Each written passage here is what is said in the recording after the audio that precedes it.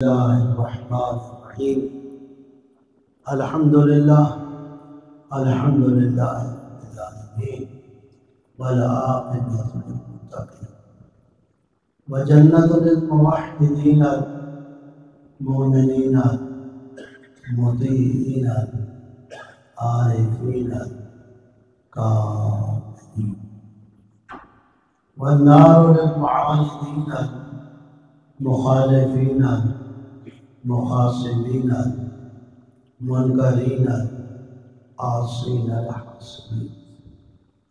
ثم الصلاة والسلام على أنبيائه والمرسلين خصوصا سيد الأولين والآخرين سيد العرب والعجم سيدنا نبينا شفيع ذنوبنا حبيب قلوبنا طبيب نفوسنا أبي القاسم محمد اللهم صل على محمد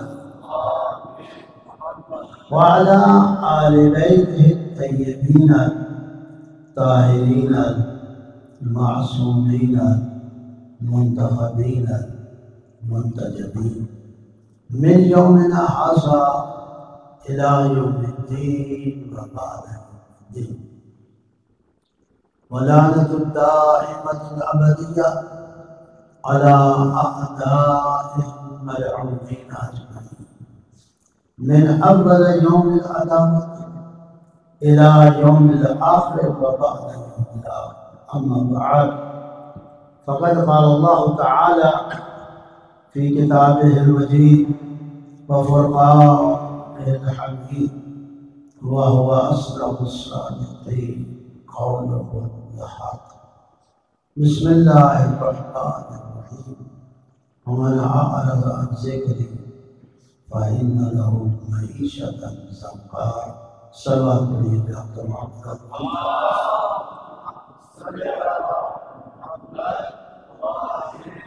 ماشاءاللہ کافی تعداد ہے، بلند آواز سے صلوات پڑھے گا.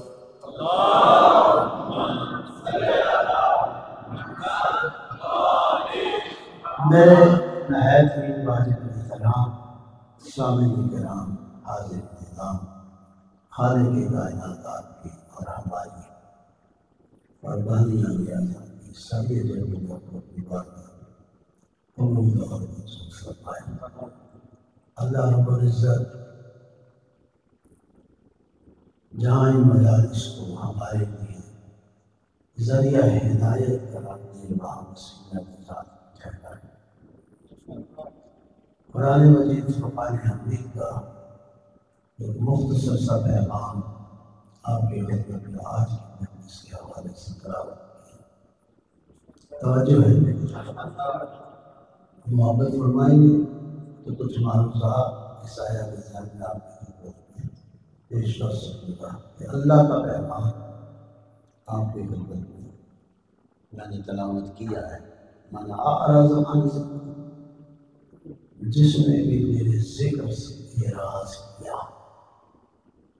اعراض روگردانی، اعراض یعنی انحراف، اعراض یعنی قبول نہ کرنا، اعراض یعنی تسلیم نہ کرنا. من اعرض عن ذکری، جس نے بھی میرے ذکر سے اعراض کیا، روگردانی کی، انحراف کیا، قبول نہ کیا، تسلیم نہ کیا، فَإِنَّ لَهُ مَعِيشَةً ضَنكًا، میں اس پر دنیا تک کر دوں.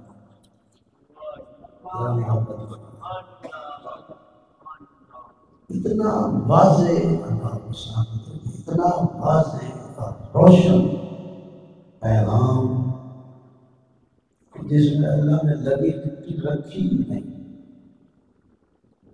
صاف اور واضح لفظ، تو جسے کہتے ہیں نا دو ٹوک بات ہوتی ہے نا، دو ٹوک بات کی ہے. جس نے بھی میرے ذکر سے، میں بھی ذکر کی تشریح کرتا، اعراض کا ترجمہ پہلے کیا ہے، میں نے بتایا تھا کہ اعراض سے کیا ہے، ذکر کی بات میں کچھ نہیں کرتا ہوں۔ وَمَنْ أَعْرَضَ عَنْ ذِكْرِي، جس نے بھی میرے ذکر سے گردانی کی، جس نے بھی میرے ذکر سے انحراف یا جس نے، یہ جو معنی ہے اس کا ترجمہ جس، وَمَنْ أَعْرَضَ، جس نے، اب اس جس میں ہر انسان آ جاتا ہے، طاقتور بھی ہے، کمزور بھی ہے، پڑھا لکھا بھی ہے، ان پڑھ بھی ہے، عالم بھی ہے، جاہل بھی ہے، سید بھی ہے، غیر سید بھی ہے، حتیٰ کہ اگر مجتہد بھی ہے تب بھی، اور اگر مقلد ہے تب بھی۔ اب انبیاء اور ائمہ کے بعد سب سے بڑا مقام حضرت انسان کے لیے اجتہاد مجتہد ہونا۔ اگر کوئی مجتہد ہی کیوں نہیں ہے، اللہ کہتا ہے اگر وہ میرے ذکر سے اعراض کرتا ہے، وہ سید ہی کیوں نہیں ہے، اگر وہ میرے ذکر سے روگردانی کرتا ہے، وہ پڑھا لکھا ہی کیوں نہیں ہے، اگر وہ میرے ذکر سے اعراض کرتا ہے، اگر طاقتور ہی کیوں نہیں ہے، مالدار ہی کیوں نہیں ہے، اگر میرے ذکر سے روگردانی کرتا ہے، اللہ کہتا ہے میں اس میں دنیا کا کر دیتا ہوں۔ فَإِنَّ لَهُ مَعِيشَةً ضَنْكًا، تو مجھے فرمائیے کہ جس پہ اللہ دنیا تنگ کر دے گا کیا اس پہ آخرت آسان کر دے گا؟ بلکہ بعض علماء نے دیکھا اس دنیا سے بڑا دنیا اور آخرت دو پائے، لیکن اگر یہی دنیا لے لی جائے تو جب اللہ رب العزت توجہ ہے اس طرف، اگر اللہ رب العزت دنیا تنگ کر رہا ہے ایسے شخص پر تو کیا آخرت آسان کر دے؟ نہیں۔ کون کس پہ دنیا و آخرت آسان نہیں ہوگی؟ جو اللہ کے ذکر سے اعراض کرتا ہے۔ اب ذکر کیا ہے؟ ذکر کا بھی تو پتہ ہونا چاہیے۔ ذکر کا پتہ ہوگا تو ہم اس سے روگردانی نہیں کریں گے، ذکر کا علم ہوگا تو ہم اس سے انحراف نہیں کریں گے، ذکر کو اگر ہم جانتے ہوں گے تو ہم اس سے دور نہیں بھاگیں گے، دوری اختیار نہیں کریں گے۔ اگر علم ہی نہ ہو تو پھر علاج تو نہیں ہو سکتا۔ جب تک بیماری کا پتہ ہی نہ چلے آپ بیماری کا کیا علاج کر سکتے ہیں؟ جب بیماری کا پتہ چل جائے گا تو بیماری کا علاج آسان ہو جاتا ہے، فلاں بیماری ہے اور اس کا یہ علاج ہے۔ تو یہاں اگر ہمیں ذکر کا ہی پتہ نہ چلے تو ہم کیسے کہہ سکتے ہیں کہ فلاں چیز سے روگردانی نہیں ہم کریں گے، فلاں چیز سے ہم انحراف نہیں کریں گے؟ اگر انحراف کر دیا تو اللہ ناراض ہو جائے گا، ناراض ہو جائے گا، اللہ ہم نے دنیا تنگ کر دے گا۔ دنیا، انسان تو چاہتا ہے اللہ میرے اوپر دنیا آسان کرے، یہی چاہتا ہے نا، ہمیشہ آسانی کی دعا کرتا ہے، اللہ میرے لیے آسانیاں پیدا فرما، اللہ مجھے مشکلات سے نکال دے، اللہ مجھے مشکلات میں نہ ڈالنا۔ اب جس کو وہ مشکل سمجھتا ہے وہ اس کی بات کرتا ہے، یہ تو اپنے اپنے ذہن کی بات ہے نا، اس کے لیے کون سی چیز مشکل ہے۔ کبھی اگر آئمہ کی طرف ہم دیکھیں تو آئمہ کے لیے سب سے بڑی مشکل یہ ہوتی تھی کہ اللہ کوئی ایسی چیز میرے اور تیرے درمیان حائل نہ ہو جائے جس سے کوئی تھوڑی سی دوری بن جائے۔ تو ذکر کیا ہے؟ ذکر سے مراد خدا ہے، ذکر سے مراد دین ہے، ذکر سے مراد پیغمبر خدا ہے، ذکر سے مراد قرآن ہے۔ قرآن بھی ذکر ہے، اِنَّا نَحْنُ نَزَّلْنَا الذِّكْرَ وَإِنَّا لَهُ لَحَافِظُونَ۔ توجہ ہے، ہم نے اس ذکر کو نازل کیا، ہم ہی اس ذکر کی حفاظت کریں گے۔ تو قرآن کی اللہ حفاظت تو کر رہا ہے۔ کوئی دنیا میں کہہ سکتا ہے کہ ہم قرآن، ہماری وجہ سے قرآن موجود ہے؟ کوئی کہہ سکتا ہے کہ اگر قرآن آج باقی ہے تو ہماری وجہ سے؟ کوئی نہیں کہہ سکتا۔ یہ اگر قرآن باقی ہے تو اللہ کی وجہ سے، اللہ کی طرف سے ہے، وَإِلَّا اگر خدا ہے تو دنیا تو پہلے ہی ختم کر دیا۔ وہ بھی ایسے بھی لوگ آئے ہیں جنہوں نے کرسی پہ بیٹھتے ہی پہلے قرآن کی تلاوتیں کرتے تھے، قرآن پڑھتے تھے، اور جیسے ہی اقتدار ملا تو قرآن انہوں نے دور پھینک کے کہا آج کے بعد تیرا اور میرا کوئی رشتہ اور کوئی ناتا نہیں، تیرے اور میرے درمیان کوئی تعلق۔ ایسے واقعات آپ کو ملے گی علماء اور تابعین، آپ کو بات سن ہوں گے، آپ دیکھ لیں گے ابن عباس میں ایسے آپ کو مل گے جنہوں نے قرآن اور آج ہماری عادت بھی یہی ہے کہ ہم نے ایک اعتبار سے قرآن کو پھینکا ہی ہوا ہے۔ ناراض قرآن بھی تو ذکر ہے، قرآن کو پھینکا ہوا ہے یا نہیں پھینکا ہوا ہے؟ تسلیم کرنا ذرا مشکل ہے۔ کیوں نہیں؟ کون کہہ سکتا ہے کہ ہم نہیں پھینکا ہوا ہے؟ اور یہ پھینکنا ہی ہے کہ قرآن جس مقصد کے لیے آیا تھا جب ہم اس مقصد سے دور ہیں، حالانکہ قرآن معمولی شے نہیں ہے۔ 90 بیوتکم بتلاوت القرآن، اپنے گھروں کو اگر روشنی دینی ہے، گھروں کو روشن کرنا ہے، گھروں کو نورانی بنانا ہے تو تلاوت قرآن سے۔ ہمارے یہاں کتنی بھی تلاوت ہے، بلکہ اگر تھوڑا سا پیچھے چلے جائیں 50 سال 60 سال، پھر ہمارے یہاں پھر بھی کوئی تلاوت تھی، ہمارے بڑے بوڑھے تلاوت کرتے تھے، آپ شاہد ہوں گے۔ بلکہ اگر کسی بزرگ سے کام کر دیا کہہ دیا جاتا کہ جلدی آ جائے گا اپنا کام کرنا ہے، تو وہ کہتے تھے بھائی میں سبق پڑھ کے آؤں گا۔ اس سبق سے مراد کیا تھا؟ کوئی کالج جانا تھا، کوئی اسکول جانا تھا، کوئی اکیڈمی میں جانا تھا؟ نہیں، وہ بزرگ کا معنی یہ ہوتا تھا کہ میں پہلے قرآن پڑھوں گا، میں روزانہ قرآن پڑھتا ہوں، وہ سبق پڑھ جاؤں گا۔ نماز پڑھتے تھے، نماز کے بعد قرآن پڑھتے تھے، قرآن کی تلاوت کرتے تھے، پھر گھر سے نکلتے تھے کام کرنے کے لیے۔ آج کیا قرآن کی وہ تلاوتیں ہمارے یہاں ہیں؟ جنہوں نے سونا ہی 2 بجے ہے، قرآن پڑھنا تو دور کی بات، ان کی 2 رکعت کی نماز میں جاتی ہے۔ ناراض تو نہیں نا؟ صبح کی نماز ہی نہیں پتا جو واجب ہے،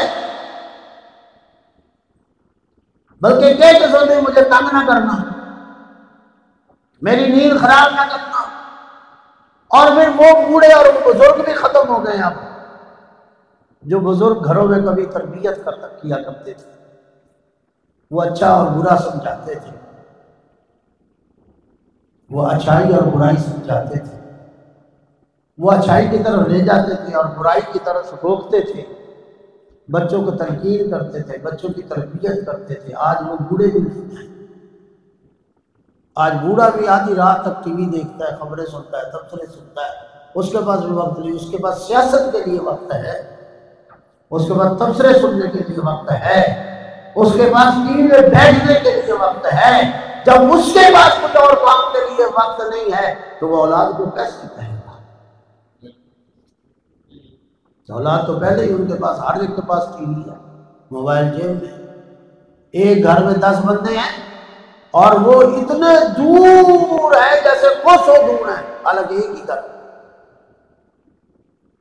جو امریکہ میں بیٹھا ہے وہ اس کے نزدیک ہے، جو 7-1 فٹ کی وہ دوری پر دور ہے وہ ہزاروں میل دور بیٹھا ہے، کئی گھنٹے بیٹھے رہیں گے گھر کے افراد ایک ہی کمرے میں، لیکن ایک کو دوسرے کا علم نہیں۔ بہرحال میں اسی طرح نہ چلا جاؤں، وہ بزرگ کہتے تھے میں سبق پڑھ کے آؤں گا، وہ قرآن تھا جس کے سبق۔ آج جب خود نہیں لوگ وہ بزرگ پڑھتے تو بچے کیسے پڑھیں گے؟ پڑھتے 90 بیوتکم بتلاوت القرآن، اس وقت ہر فرد گھر کا تلاوت کو ضروری سمجھتا تھا، یہ جانتا تھا کہ قرآن کی تلاوت لازمی ہے، میرے گھر میں برکتیں آئیں گی، میرے گھر میں رحمتیں آئیں گی، میرے گھر سے مایوسیاں دور ہوں گی، پریشانیاں دور ہوں گی۔ اللہ اکبر،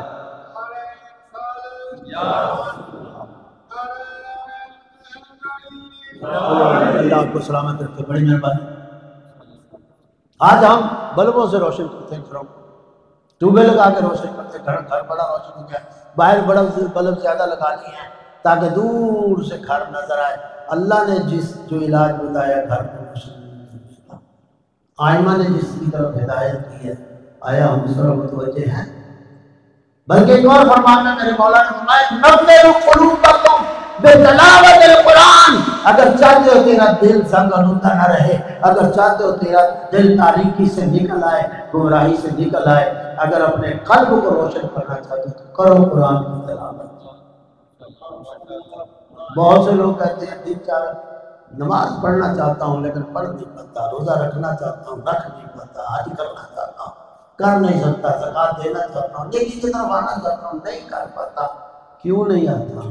اس لیے کہ دل کا زنگ تو اتارا ہی، جس دل نے متوجہ ہونا تھا اور وہ توجہ تلاوت کے ذریعے ہونا تھا۔ نوّر قلوبکم بتلاوت القرآن، اپنے دلوں کو قرآن کی تلاوت سے روشن کرو اور اس کی جہالت کو، اس کی تاریکی کو ختم کرو۔ اور پھر اگر کبھی قرآن پڑھ لیا ہے تو ہم قرآن کس طریقے سے پڑھتے ہیں؟ وہ تیزی سے اپنا پتہ ہی نہیں، حالانکہ اللہ کہتا ہے وَرَتِّلِ الْقُرْآنَ تَرْتِیلًا، قرآن کو ٹھہر ٹھہر پڑھو، آرام سے، گھوڑے نہ دوڑو۔ گھبرا تو نہیں گئے؟ اگر جاگ رہے ہیں تو بلند آواز سے صلوات پڑھیے گا کہ محمد تو میرے بھائی میں زیادہ اس نقطے پہ اور زیادہ بات نہ کروں، باقی چیزوں میں مجھے بات کرنا ہے۔ تو قرآن بھی اللہ کا ذکر ہے۔ اللہ نے کیا کہا؟ وَمَنْ أَعْرَضَ عَنْ ذِكْرِي، جس نے میرے ذکر سے اعراض کیا، روگردانی کی، اعراض کیا، تو ذکر سے مراد ہے قرآن بھی ہے۔ اس کا معنی کیا؟ جو قرآن سے دوری اختیار کرے، جو قرآن سے انحراف کرے گا، جو قرآن کے قریب نہیں جائے گا، اللہ کہتا ہے میں اس کو دنیا تک کر۔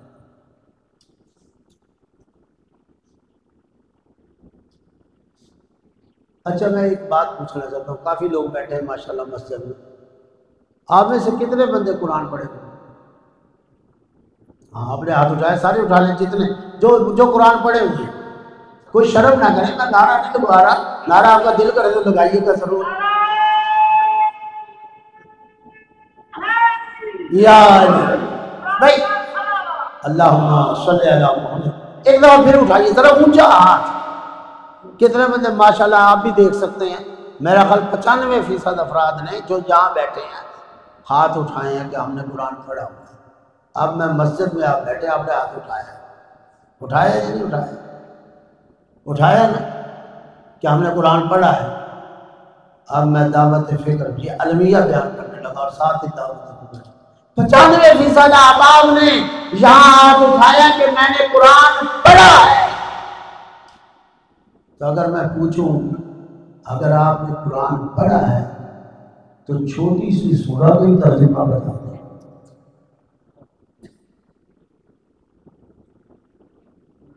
اب کتنے بندے اٹھائیں گے؟ اب وہ کہاں گئے؟ 95%؟ ٹھیک ہے، آپ بات کر لو، 2 بندوں نے ہاتھ اٹھایا، پہلے 95% لوگوں نے تھے۔ میری بات سمجھیے گا، میں کوئی توہین نہیں کرنا چاہتا، میں ایک آپ کو احساس دلانا چاہتا ہوں کہ ہم کہتے ہیں ہم نے قرآن پڑھا ہے، ہم قرآن پڑھے ہوئے ہیں، کیا اس کو پڑھا ہوا ہے؟ اس طرح تو طوطا بھی پڑھ لیتا ہے۔ میری ایک نانی تھی، خدا ولی کے رحمت کرے، وفات پا گئی، انہوں نے ایک طوطی پالی ہوئی تھی، اس کو کافی صورتیں انہوں نے یاد کی، اور وہ طوطی کئی لوگ گالیاں سکھاتے ہیں، کئی لوگ باتیں سکھاتے ہیں، کوئی گانے سکھا دیتے ہیں، کوئی ترانے سکھا دیتے ہیں۔ اور میری نانی کے غرب الباس انہوں نے کافی صورتیں اس طوطی کو یاد کریں، تو میں کہوں کہ طوطی قرآن پڑھی ہوئی تھی؟ انصاف سے بات کیا اس کو واقعی پڑھا ہوا ہے؟ قرآن 114 صورتیں، 30 پارے، بعض کے مطابق 6666 آیات۔ میری 20 سال زندگی ہو گئی ہے، میری 40 سال زندگی ہو گئی، میں 60 سال کا ہو گیا ہوں، میں 80 سال کا ہو گیا ہوں، میں نماز بھی پڑھتا ہوں اور میں کہتا ہوں قرآن بھی پڑھا ہوا ہوں۔ تو 80 سال بعد بھی مجھے قرآن کا پتہ ہی نہ ہو، اگر کہا جائے کسی سورہ کا ترجمہ کرو، تو وہ نہیں ترجمہ کر پائے گا۔ ممکن ہے آپ میں ایسے احباب جو بچپن سے نماز پڑھ رہے ہوں، ماں باپ نے نماز کی طرف لگایا، نماز پڑھتے آ رہے ہیں، 40 سال ہو گئے آپ میں، ایسے افراد ہو گئے 50 سال ایسے افراد ہو گئے کہ نماز، قرآن تو دور کی بات ہے، جو 3-4 صورتیں نماز میں پڑھی جاتی ہیں انہی کا ترجمہ بتا۔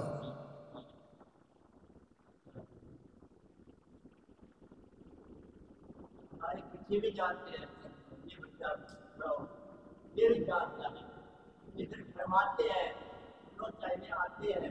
میں آپ کی قوم کا بندہ ہوں، میں بنگلہ دیش سے نہیں آیا۔ 1 منٹ سنیے۔ قرآن میں ہو ہوتا ہاں ماشاءاللہ ماشاءاللہ، بچو قرآن میں ہو ہوتا ٹھیک ہے، باتیں اللہ کا ہوتا جدت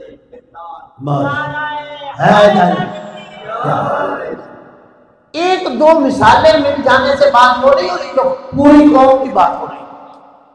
میرے محترم بزرگ، آپ غلط کی کہہ رہے ہیں، لیکن ایک دو بندے کے ملنے سے ہم پورے پاکستان میں ملتے ہیں، پاکستان باہر بھی جاتے ہیں، ہم قوم کو جانتے ہیں۔ میں کوئی امتحان لینے نہیں آیا، اگر میں آپ کی بات کر کے یہاں بندوں سے کرنا لگتا تو پتہ بھی چل جائے، لیکن میں کہنا نہیں چاہتا ہوں کہ اگر آپ امتحان کر کے دیکھ لیں، اگر آپ کو سورہ کا ترجمہ پڑھ کے یاد کر کے نماز پڑھے تو آپ کی نماز کی کیا کیفیت ہوگی، اور جب ترجمہ نہیں آتا ہوگا تو نماز کی کیا کیفیت ہوگی؟ آپ کی نماز کی حالت بدل جائے گی، آپ کی کیفیت بدل جائے گی۔ جب آپ کو پہلے پتا ہوگا میں اللہ اکبر کہہ رہا ہوں، اس کا معنی اللہ بڑا ہے، جب آپ کو پتا ہوگا میں سورہ پڑھ رہا ہوں بسم اللہ الرحمن الرحیم، اللہ کے نام سے شروع کرتا ہوں جو رحمان اور رحیم ہے، جب آپ کو پتا ہوگا الحمدللہ رب العالمین، تمام تعریفیں اس اللہ کے لیے جو عالمین کا رب، عالمین کو پالنے والا ہے، الرحمن الرحیم جو رحمان بھی ہے رحیم بھی ہے۔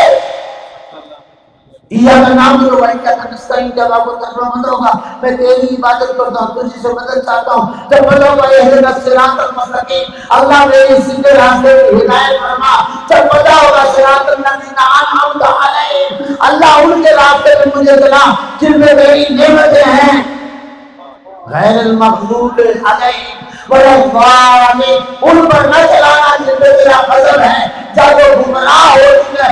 اب جب یہ ترجمہ آپ کو آتا ہوگا اس انداز سے ذہن میں رکھ کے نماز پڑھیں گے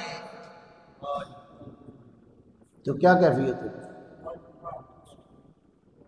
اللہ آپ کو سلام۔ جب آپ کو پتا ہوگا اتنا کرنا ہو بھی لیلۃ القدر وما ادراک ما لیلۃ القدر، لیلۃ القدر خیر من الف شہر، جب آپ اس کا ترجمہ بھی آپ کے ذہن میں ہوگا کہ اللہ کہہ رہا ہم نے اس قرآن کو شب قدر نازل کیا، اور شب قدر کیا ہے، تو کیا جانتا ہے شب قدر کیا؟ تو شب قدر کی عظمت کو کیا جانتا ہے؟ شب قدر 1000 مہینوں کی راتوں سے افضل، اور یہ وہ شب قدر ہے جس میں ملائکہ نازل ہوتے ہیں، جس میں وہ رحیم نازل ہوتے ہیں، اور یہ وہ شب قدر ہے جو طلوع فجر تک اس میں سلامتی ہی سلامتی ہے۔ نعرہ تکبیر، اللہ اکبر، نعرہ رسالت، نعرہ حیدری۔ جب آپ یہ ترجمہ کریں گے آپ بتائیے آپ کی نماز میں حالت میں کیا کیفیت بدلے گی، اور قرآن کے جب مطالب آپ کے ذہن میں آئیں گے، قرآن کتنی چیزوں سے آپ کو آگاہی دے رہا ہوگا۔ قرآن کے مطالب، قرآن کس کا کلام ہے؟ اللہ کا کلام ہے۔ کس کے لیے آیا ہے؟ اللہ کو سلامت ہمارے لیے آیا نا، درختوں کے لیے نہیں آیا، پرندوں کے لیے تو نہیں آیا۔ 80 سال ہو جائیں اللہ نے قرآن ہمارے لیے بھیجا ہے، اللہ ہم سے باتیں کر رہا ہے اور ہمیں پتہ ہی نہ ہو اللہ کہہ کیا رہا ہے، ناراض نہ ہوئیے۔ ایک جلد میں ہے نا قرآن، بہن دفعہ ہے، کوئی 100 جلدیں تو نہیں ہیں، اور یہ قرآن کا اعجاز ہے کہ جو قیامت تک کتاب ہدایت ہے وہ ہے ایک جلد میں۔ تو اگر ہم ایک جلد کو نہیں سنبھال پائے تو اگر یہی قرآن تشریحات کے ساتھ آتا 100 جلدوں میں، 1000 جلدوں میں، تو پھر تو علیحدہ ہمیں مقام بنوانا پڑتا ہے۔ تو ایک جلد کے ساتھ ہماری اتنی محبت ہے کہ اس کو ہم نے مرنے کے ساتھ مخصوص کیا ہے، نیا گھر بنایا تو اس کے ساتھ مخصوص کیا ہے، کاروبار شروع کیا تو وہاں قرآن لے گئے، دوبارہ میں قرآن لے گئے، گھر بنایا تو گھر، شادی کی ہے تو تب بچی کو قرآن لے جائے۔ ہم قرآن کی ضرورت فقط یہی سمجھتے ہیں۔ جب اللہ کہہ رہا ہے یہ ذکر ہے اور یہ ہدن لے، یہ عالمین کے لیے جب ہدایت ہے، ھذا بیان للناس ہدن و موعظۃ للمتقین، جب یہ قرآن ہماری ہدایت کے لیے ہے تو جب پڑھا ہی نہیں تو ہدایت کیا ہو؟ ہمیں کیا پتا خدا ہم سے بات کرنا ہے نا، تو ہمیں کیا پتا کیا بات کرنا ہے۔ ہم تلاوت کو پڑھا لکھا سمجھ رہے ہیں، میں اس نقطے پہ بات کرتا ہوں۔ تلاوت اور یہ علیحدہ بات ہے کہ تلاوت کے اپنے اثرات ہیں، تلاوت کی اپنی برکات ہیں، اس سے انکار نہیں، لیکن کیا فقط قرآن تلاوت کے لیے آیا تھا یا قرآن ہدایت کے لیے آیا؟ اور اگر قرآن ہدایت کے لیے آیا، اللہ کا نور ہے، اس نے نورانیت دی ہے، نور روشنی دے دی ہے، تو روشنی کتنی کام لے لی ہے۔ میں نے کہا نا 80 سال کا میں ہو گیا ہوں یا 60 سال کا ہو گیا، مجھے پتہ ہی نہیں ہے کہ اللہ مجھ سے کیا کیا باتیں کرتا ہے۔ کتنے کے بندوں نے ترجمے سے قرآن پڑھا ہوگا؟ اگر مجھے بتاؤ دوسری رکعت میں جو میں نے پھر ایک سورہ پڑھنی ہے، قل هو اللہ احد اللہ الصمد لم یلد ولم یولد ولم یکن لہ کفوا احد، رسول کہہ دے کہ اللہ اکیلا ہے، وہ اللہ صمد ہے، بے نیاز ہے، نہ وہ اس کو کسی سے پیدا ہوا، نہ اس سے کوئی پیدا ہوگا، نہ کوئی اس کا حق بننا ہے، نہ اس کا کوئی کفر، کوئی نہیں ہے۔ تو کیا توحید کا پتہ نہیں چلتا؟ پتہ چلتا ہے اس صورت سے۔ میں کہتا ہوں آپ قرآن ترجمہ ہی کر کے پڑھتے رہے نا، 1001 اختلاف آپ کا خود ختم ہو جائے گا، نہ کسی مولوی کی ضرورت رہے گی۔ بعض لوگ میری زندگی میں ایسے بھی آئے ہیں، ایک میں ہمارے ڈسکے کا ایک بندہ، میں نے اس سے پوچھا بھائی بات چل رہی تو اس نے کہا کہ میں نے تو قرآن چھوڑ دیا پڑھنا۔ میں نے کہا کیوں قرآن چھوڑ دیا پڑھنا؟ گھبرا تو نہیں گئے؟ اس نے کہا کہ قرآن میرے ذہن کے مطابق، قرآن کیا ہے میرے ذہن کے۔ اب آپ دیکھیے کہ ہماری حالت کیا ہے کہ میں قرآن اس لیے نہیں پڑھ رہا کہ قرآن میرے ذہن کے مطابق جو میں سوچ رہا ہوں، جو میں سمجھتا ہوں، جو میں کہہ رہا ہوں، قرآن اس کی تائید نہیں کرتا۔ ہونا تو یہ چاہیے تھا کہ میں اپنے نظریات، اپنے عقائد، اپنی سوچ، اپنی فکر کو قرآن کے ذریعے صحیح کرتا۔ قرآن میری تائید کرتا ہے یا نہیں کرتا؟ میں کہہ رہا ہوں کہ میرا ذہن اس کی تائید نہیں کرتا، میرے مطابق نہیں ہے۔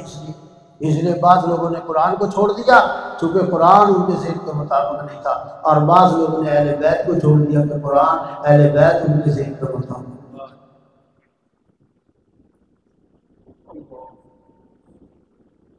یہی ہے، تو میں اس پہ زیادہ بحث نہیں کرتا۔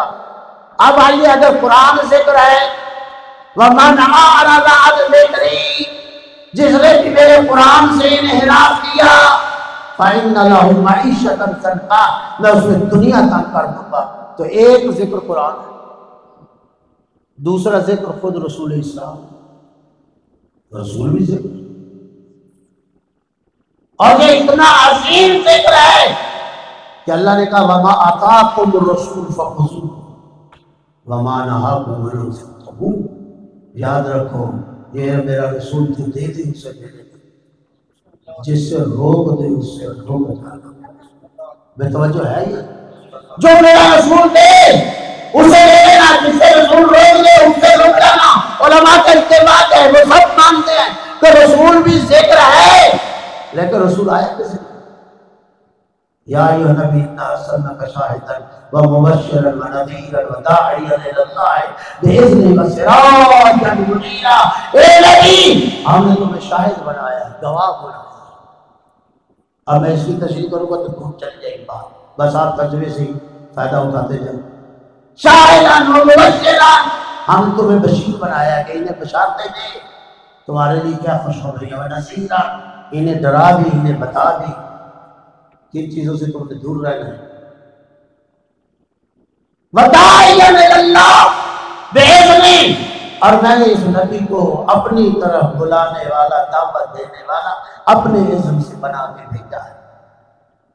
وداعیا الی اللہ بشرا، یہ میرا نبی چمکتا ہوا چراغ، تو یہ کرے گا کیا؟ یہ بھی ذکر ہے، یہ کرے گا کیا؟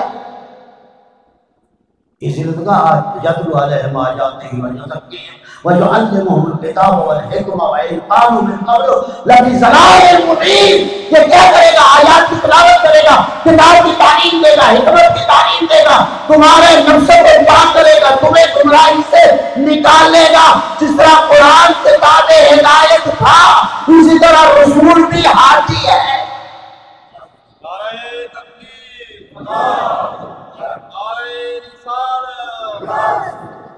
قرآن وہ کتاب ہے،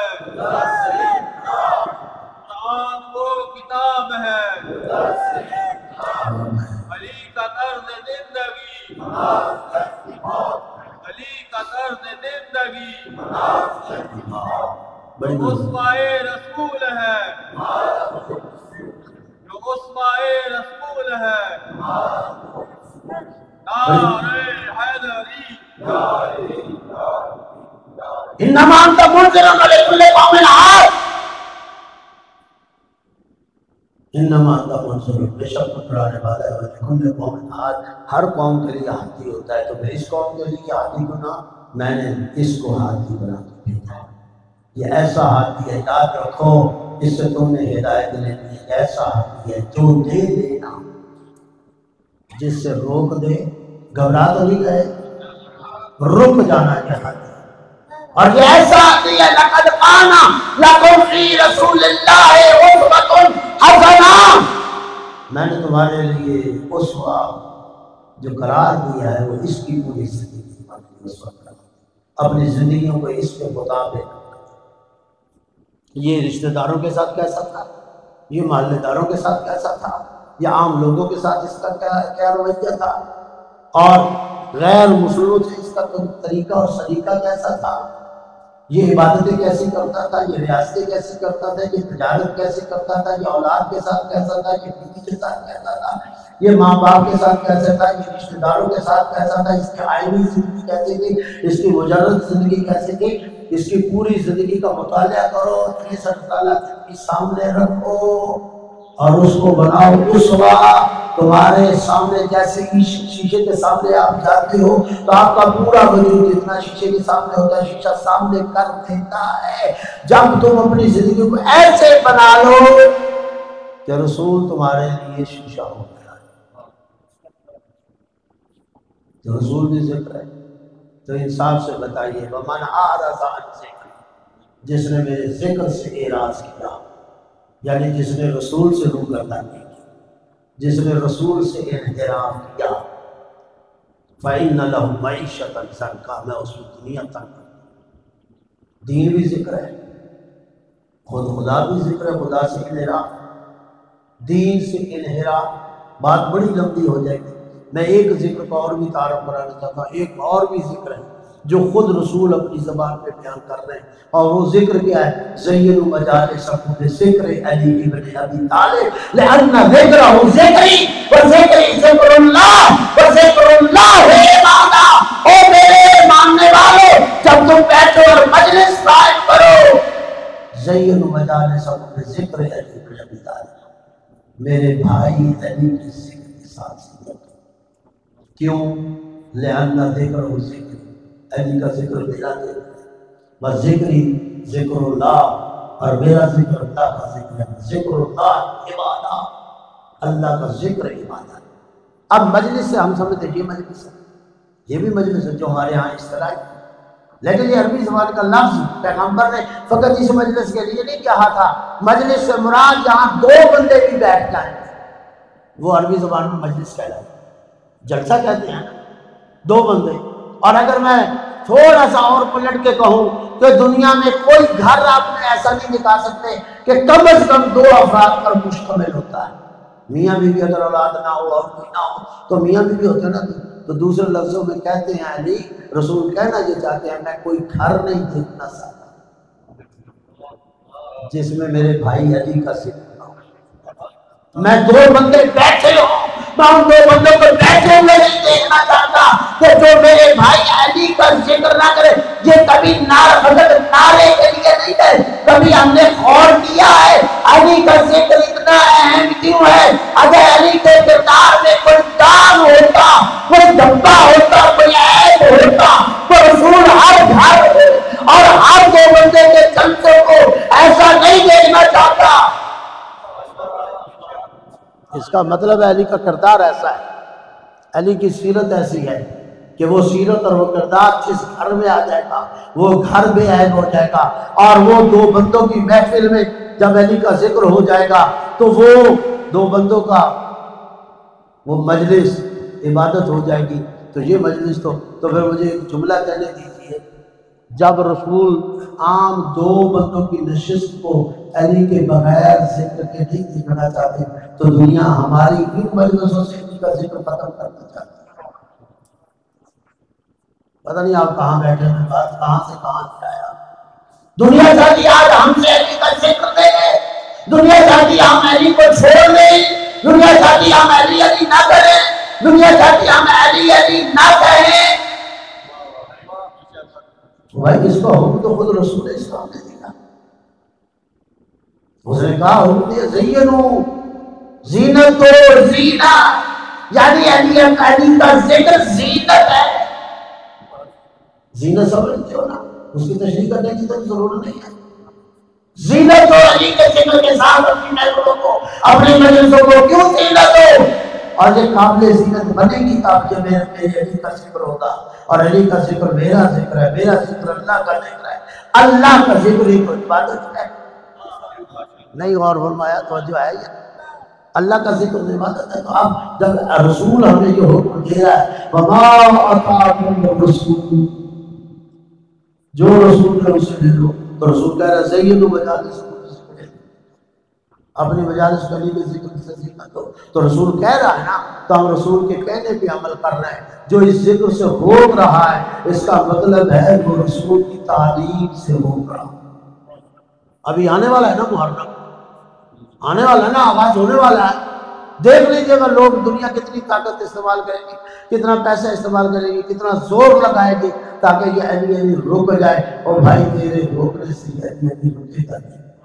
1400 سال گزر گئے، جس عزاداری کو تم روکنا چاہ رہے تم رکی نہیں، بلکہ ہر سال آگے بڑھتی ہے، ہر سال آگے بڑھتی۔ اور پاکستان میں تو یہ تجربہ حکومتوں نے کر کے دیکھ لیا کہ جس ذکر کو روکنا چاہتے تھے اور روک رہے تھے، آج وہ ذکر اتنا بڑھ چکا ہے، اتنا بڑھ چکا ہے کہ بلکہ 40 کے یہ ذکر اتنا عام ہو جاتا ہے۔ تم مامبرگوں کو تالے لگا رہے تھے، تم مسجدوں کو تالے لگا رہے تھے، 40 میں پورا پاکستانی مامبرگہ ہو جاتا ہے۔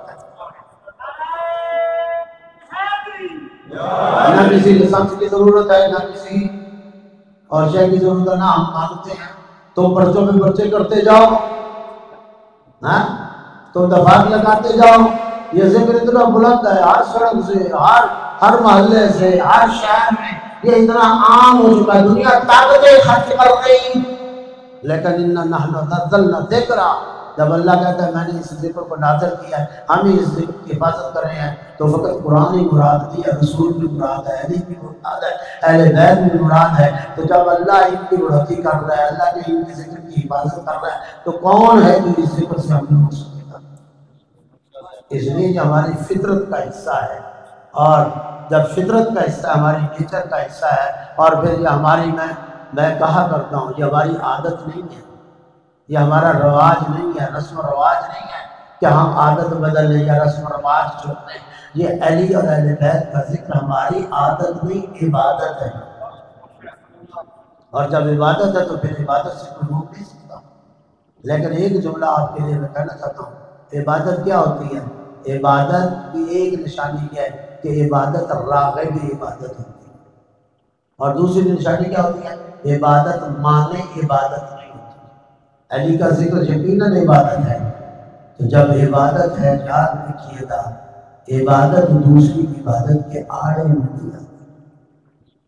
میں زیادہ تشریح نہیں کر سکتا، پھر کبھی ذکر تو کروں گا۔ عبادت دوسری عبادت کے آڑے نہیں آتی۔ اگر آپ ہمارے افراد کئی عبادتوں کا ٹکراؤ پیدا کرتے ہو تو یاد رکھو یہ تمہارا کام ہے، پہلا یہ نہیں ہو سکتا کہ علی سے محبت کا دعویٰ کرو اور نماز بھی نہ کرو، علی سے محبت کا دعویٰ کرو اور زکوٰۃ بھی نہ دو، علی سے محبت کا نہ رکھو، مسجد میں بھی نہ آؤ، تو پھر وہ کون سا دین ہے جس پہ آپ پر زین مجالسکم بذکر علی؟ اور میں کہنا چاہتا ہوں یہ علی فرد اول ہے، وائلہ اس علی کے لفظ سے ہٹا کے آپ حسن رکھ لیں، حسین رکھ لیں، زین العابدین رکھ لیں، باقر رکھ لیں، جعفر صادق رکھ لیں، موسیٰ کاظم رکھ لیں، علی رضا رکھ لیں، محمد تقی رکھ لیں، آپ سمجھے نہیں میں کہنا چاہتا ہوں؟ یعنی زینت کو اپنی مجالس کو علی کے ذکر کے ساتھ، حسن کے ذکر کے ساتھ، حسین کے ذکر کے ساتھ، جعفر سجاد کے ذکر کے ساتھ، باقر کے ذکر کے ساتھ، جعفر کے ذکر کے ساتھ، صادق کے ذکر کے ساتھ، موسیٰ کاظم کے ذکر کے ساتھ، علی رضا کے ذکر کے ساتھ، محمد تقی کے ذکر کے ساتھ، کیوں؟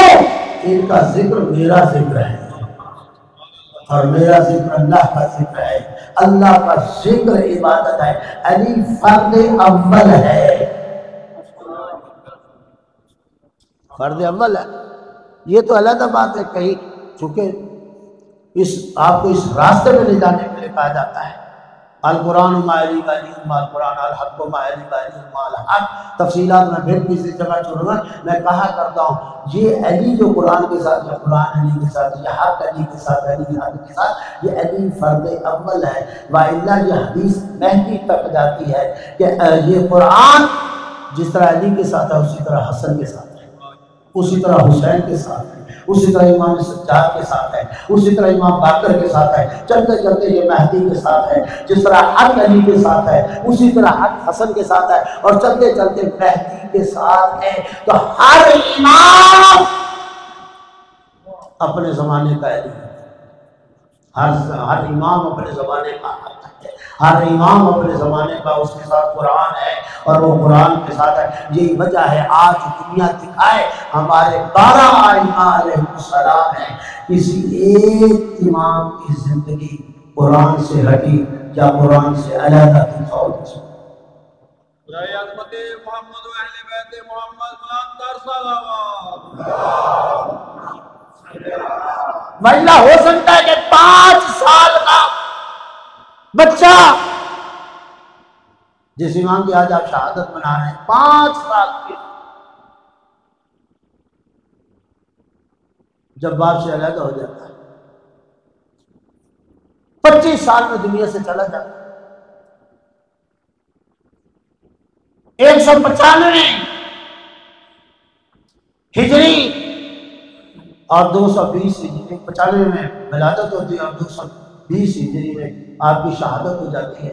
25 سال زندگی پہ ملتے ہیں، 5 سال وہ ہے جو اپنے والد کے ساتھ گزارے، اور جب امام رضا مدینہ سے جبرن بلائے گئے اور آپ وہاں سے چلے، ابھی آپ نے ایام گزارے تھے امام رضا کی شہادت کے، علماء سے سنا ہوگا، یہ آپ کا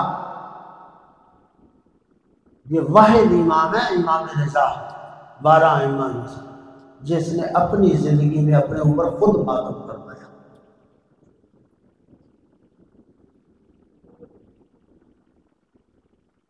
جب ہارون رشید نے بلا لیا تو میں ادھر جانا نہیں چاہتا، میں بس بات کو آگے بڑھانے کے لیے بلا لیا اور زبردستی بلایا، تو امام نے اپنے پورے خاندان کو اکٹھا کیا مدینے اپنے گھر میں، اور درمیان میں گھوڑے پہ بیٹھ گئے اور مردوں عورتوں بچوں کو کہا رو اور مجھ پر بات، اس لیے کہ آج کے بعد نہ تم مجھے دیکھ سکو گے نہ میں تمہیں دیکھ سکوں گا۔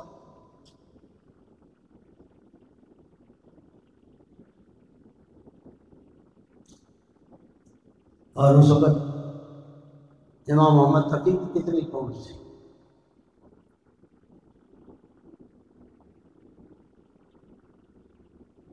جب امام رضا کی شہادت ہوتی ہے 5 سال میں تھے، 20 سال کے دور امامت ہے، 20 سال کا بچہ، جب مامون نے امام محمد تقی کو بھی بلایا نا، اس طرح باپ نے امام رضا کو بلایا تھا زبردستی، تو لوگوں نے کہا کہ اس بچے کو بلا رہے ہو اور اس بچے کو لا رہے ہو، اور اس نے اپنی بیٹی کا رشتہ بھی دے دیا، ہمیں مت بتا، کہا یہ تو بچہ ہے، اس کی باپ کے بغیر نہ اس کی تربیت بھی نہیں، اس کی تعلیم بھی نہیں، تو اس نے کہا تم نہیں جانتے جس گھر کا یہ بچہ ہے انہیں تعلیم کی ضرورت نہیں ہوتی، یہ تربیت کی ضرورت نہیں ہوتی، یہ لباس ہدایت میں آتے ہیں، ان کی تربیت ہوئی ہے، یہ حجت اللہ ہے، حقیقت ہے۔ الامام امام ولو کان صبیا، امام امام ہوتا ہے چاہے بچہ ہی کیوں نہ ہو۔ یہ ہمارا عقیدہ ہے، جس طرح نبوت کے بارے میں ہمارا عقیدہ نبی ولو کان صبیا، اسی طرح امام کے بارے میں ہمارا عقیدہ ہے کہ الامام امام ولو کان صبیا، امام امام ہوتا ہے چاہے بچہ ہی کیوں نہ ہو۔ اور یہی وجہ ہے کہ جب امام آئے تو لوگوں نے جب اعتراض کیا تو کہا آزما کے دیکھ لو۔ بعض علماء نے لکھا ہے 36,000 اس بچے سے سوالات ہوئے۔ 3600 نہیں بات کر رہا،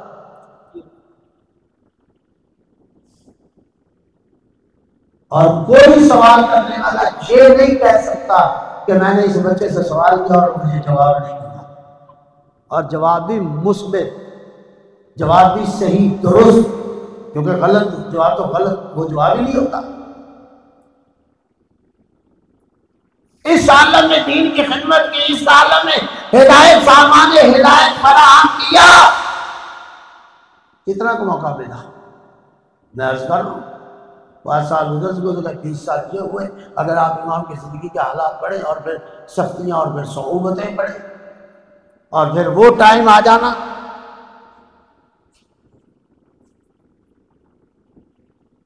بلایا بھی خود، جس طرح امام رضا کو بلایا گیا تھا، بنی عہدی کے لیے بلایا گیا تھا، پھر امام کو زہر بھی خود دی۔ جو کام باپ کے ساتھ کیا وہی کام بیٹے کے ساتھ، ادھر اس کے باپ نے کیا تھا، ادھر یہ بیٹا اس امام کے بیٹے کے ساتھ تھا، بالکل گیا عالم غربت میں، عالم تنہائی میں۔ ہمارے ائمہ کی تو حالت ہی کی ہے کہ یا زہر سے مارے گئے، یا خنجر سے شہید کیے گئے، یا تلوار سے شہید کیے گئے، اور کسی امام کے بارے میں آپ یہ دکھا نہیں سکتے کہ خلاف انسانیت کوئی کام ہو، اقدار کے خلاف کوئی کام ہو، دین کے خلاف کوئی کام ہو۔ لوگوں کو خطرہ تھا بس اپنی، جیسے امام رضا کا خود دعوت دی امام رضا کو کہ آئیے نماز عید پڑھائیے، ولی عہد بنایا تھا، آپ نے علماء سے سنا ہوگا، پڑھا بھی ہوگا، ولی عہد بنایا، کہا آئیے نماز عید پڑھائیے، اور جب نماز عید پڑھانے، حالانکہ امام نے پہلے شرط رکھی تھی کہ اگر میں تمہاری ولی عہد تب قبول کروں گا کہ مجھے امور مملکت سے باز رکھنا، میں مداخلت نہیں کروں گا، یہ میری شرط ہے۔ تو اس وقت ہارون رشید نے یہ شرط قبول کی تھی، اور وہ ایک علیحدہ پوری بحث ہے، اگر وہ ٹائم نہیں کہ میں بات کروں ہارون رشید نے کیوں بلایا تھا، کیونکہ اس کے 2 بیٹے تھے، امین اور مامون۔ اس کی ماں عرب تھی، اس کی ماں عجمی تھی، دونوں بیٹوں کی حکومت تقسیم کر دی، آدھی اسے دے دی آدھی اسے دے دی، اور پھر چونکہ اس کے خلاف سارے سلسلے چل رہے تھے، اس نے کہا کہ لوگ کم از کم میری طرف متوجہ ہو جائے، امام رضا کو بلایا۔ پھر وہ ٹائم بھی آیا کہ جب کہا عید پڑھائیں، اور جب امام نکلے تو لوگ چوک در چوک نکلے، تو اس کے مصاحب نے کہا کہ اگر یہ اس نے عید نماز پڑھا دی نا تو پھر تیری حکومت باقی نہیں کہہ سکتی۔ دیکھ اس طرح دنیا آ رہی ہے، اس کی حکومت دلوں پر ہے، تیری حکومت جسموں پر ہے، اس کی حکومت دلوں پر ہے۔ اور یہی وجہ ہے کہ جب امام رضا ایران میں آئے تھے تو 1,24,000 لوگ نیشا پور میں امام کی زیارت کے لیے پہنچے،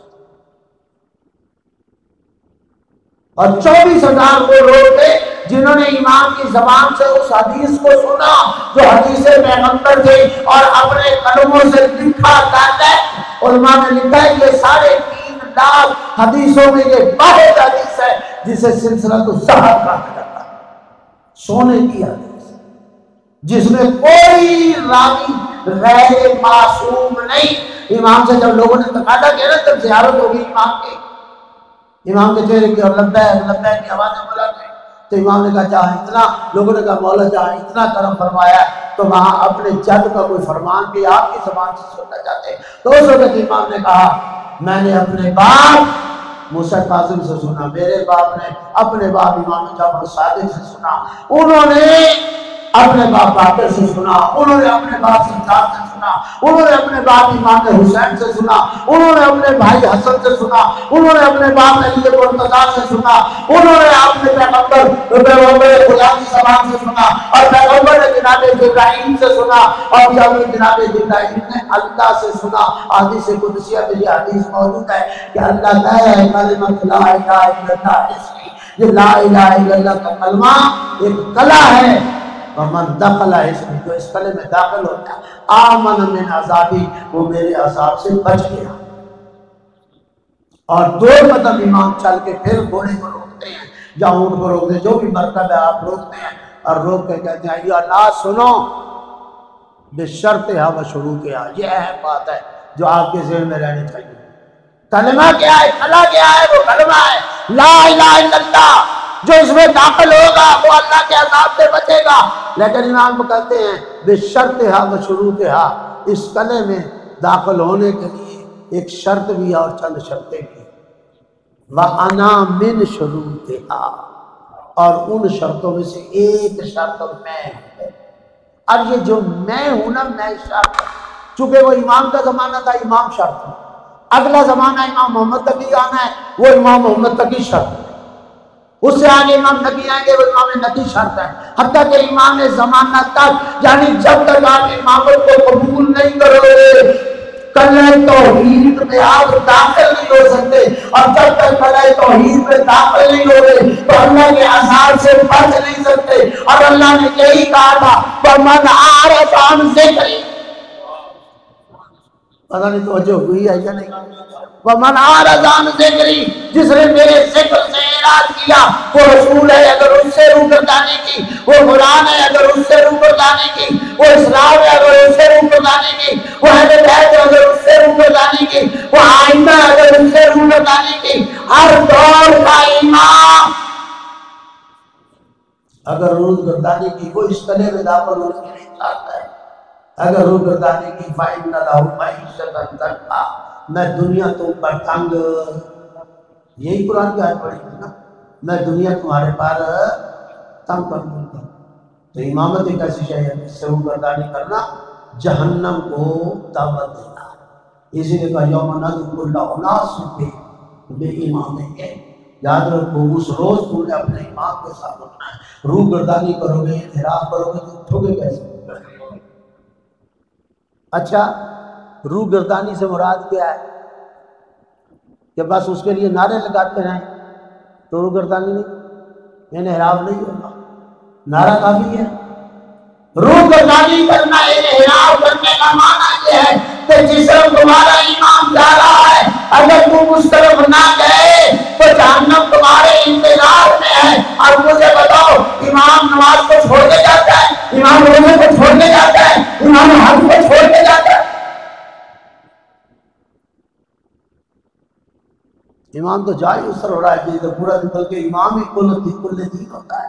تبھی تو رسول نے کہا تھا آج برز الایمان کلہ الی کل الکفر، کل کا کل ایمان جا رہا ہے کل کفر، تو ہر امام اپنے زمانے کا کل ایمان ہے، کل اسلام ہے، ہر زمانے کا امام۔ تو امام محمد تقی بھی اسی طرح آپ کے زمانے کا امام، آپ کے امام زمانہ، یہ تو دنیا کی بدبختی ہے۔ بہرحال بات تو لمبی ہوگی میرے محترم، میں زیادہ ٹائم لے چکا، اس امام کے ساتھ بھی وہی ہوا، لیکن میں کہوں گا امام رضا کے لیے تو پھر بھی بہن آ گئی نا، آئی یا نہیں آئی؟ جس بی بی کی آپ زیارت کرنے جاتے ہیں جناب معصومہ قوم، یہ آپ کے 8ویں امام کی بہن ہے۔ امام موسیٰ کاظم کی بیٹیاں بھی بڑی تھیں، بیٹے بھی بڑے تھے، تو بیٹیاں چلی، کچھ بیٹیاں چلی اپنے بھائی کو ملنے، مگر ایک بیٹی پہنچی، لیکن کیسے پہنچی؟ علماء نے لکھا ہے جب کمبھ کے قریب آئی نا، ساوا کے قریب، بھائی ولی عہد ہو چکی تھی، قریب آئی تو لوگ مکے کے کمبھ کے نکل کے آگے استقبال گئے، جب آگے بڑھے تو بی بی نے اس پردے سے جب نگاہ دی تو بی بی کو نظر آیا کہ سارا شہر سیاہ کپڑوں میں، سیاہ علم اٹھائے ہوئے بیوی پریشان ہو گئی، کیا میرے استقبال کے لیے آئے ہو تو آپ سیاہ لباس پہنے ہوئے، سیاہ علم اٹھائے ہوئے، مجھے بتاؤ کیا ہوا ہے؟ میرا بھائی تو خیریت سے ہے۔ آج حکم اللہ، اللہ کی بات قبول کرے، میرا بھائی تو خیریت سے ہے۔ اب کیسے بتائیں؟ قوم کے شیعہ زاروں پتان رونے لگ گئے۔ ایک شریف جو قوم کا شریف ترین شخص تھا اسے آگے لیا گیا، آگے سر جھکا کے کہا بی بی ہم تو پرسہ دینے آئے ہیں۔ اللہ اکبر، کس کا پرسہ؟ جس بھائی کی زیارت کے لیے آپ نے اتنا سفر کیا ہے نا، وہ بھائی دنیا سے جا چکا ہے۔ علماء نے لکھا ہے بس بی بی جیسے تیسے کر کے قوم پہنچی، پھر بھائی کا غم برداشت نہ کر سکے اور زندہ نہ رہی، اس شیعہ محمد آگے کو کہ آل محمد کا گھر ہے، بھائی کا غم برداشت نہ کر سکے۔ اور امام رضا کے جنازے پہ آئے، امام محمد تقی کتنی عمر تھی؟ 5 سال کی عمر۔ جب ابا سلط نے دیکھا کہ دروازہ کھولا نا تیسرے دن، تو دیکھا کہ کفن مل چکا ہے، غسل ہو چکا ہے، تو ایک بچہ جو نوجوان لگ رہا ہے بیٹھا ہے، آپ کون ہے؟ کہا پہچانا نہیں تھا تیرا امام۔ کیسے آیا امام؟ باپ کو زہر۔ میں کہوں گا مولا آج تو آپ اس پہ رو رہے ہیں نا کہ میرے باپ کو زہر ملی، کل یہی زہر تمہیں، اور ہوا بے عینی اسی طرح ہوا کہ معتصم ام فضل شکایت لگاتی رہتی تھی، اور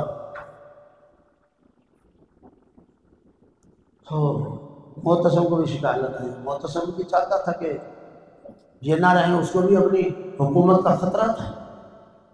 بعض روایتوں میں ہے کہ انگور میں زہر ملائی، بعض نے کہا شربت ملایا، جو بھی ہے بہرحال امام کو زہر دے دی گئی، باپ کو بھی زہر ملی، بیٹے کو بھی زہر ملی، لیکن اس باپ کے لیے تو بہن آئی، لیکن امام محمد تقی ایسا غربت میں مارا گیا، نہ کوئی بیٹا ہے نہ کوئی بھائی ہے، زہر مل گیا اور زہر نے اپنا کام کر دیا اور امام کی شہادت ہو گئی۔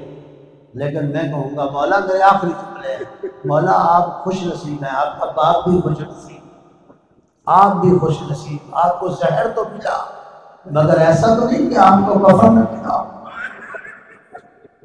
ایسا تو نہیں کہ آپ کو غسل نہ دیا، ایسا تو نہیں کہ آپ کی بہن نہیں پہنچی، مگر آج کربلا میں ایک ایسا شہید دکھائے، نہ غسل ملا نہ کفن ملا، نہ ایسا اطلاع بلکہ ایک بہن پاس کھڑی ہے اور رو رو کے نہیں پسرے سا تجھے شرم نہیں آتی میرا بھائی مارا۔ حجر اللہ آپ کی عبادت کو کرے۔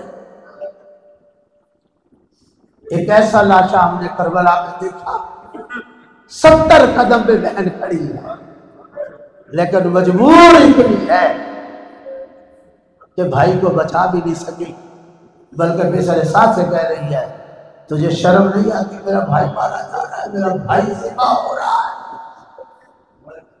اور یہ وہ بہن ہے جس نے اپنی آنکھوں سے دیکھا کہ نانا اس سے پیار کتنا کرتے تھے، میری ماں زہرا اس سے کیسے پروان چڑھا رہی تھی۔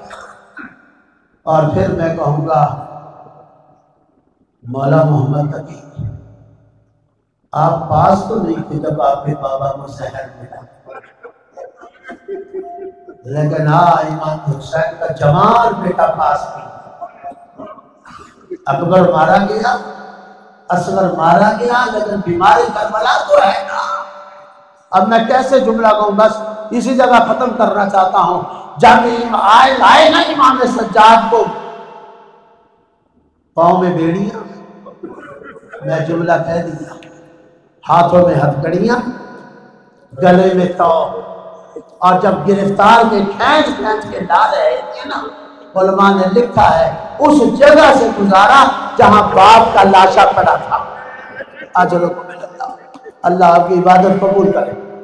جہاں باپ کا لاشا پڑا تھا، ایک دفعہ بیماری کربلا کی اپنے باپ کے لاشا کی طرف نگاہ اٹھی اور رو پڑے اور رو کے کہا بابا میرے پاؤں میں نیڑیاں، آنکھوں میں ہتھکڑیاں، گلے میں تاج، بابا ذرا ساتھ اٹھا، تجھے غسل دیتا، تجھے کفن پہناتا، تجھے دفن کرتا، انا للہ و انا الیہ راجعون۔ وسيعلم الذين يموتون